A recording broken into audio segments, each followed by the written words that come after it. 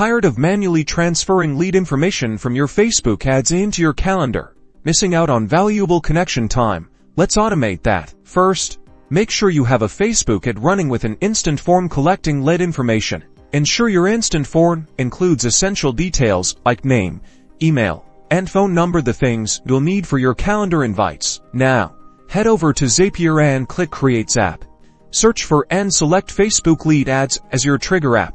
Zapier will then prompt you to connect your Facebook account, grant the necessary permissions to allow Zapier to access your lead ads data. Next, choose the specific Facebook page and the instant form you want to connect to your calendar. Now, for the action step, search for and select Google Calendar or your preferred calendar app. Connect your Google Calendar account and grant Zapier permission to create events. Here's where the magic happens. Map the data from your Facebook lead ads form fields to the corresponding fields in your calendar event. For example, map the lead's name to the event title and their email to the event description. Don't forget to set a time.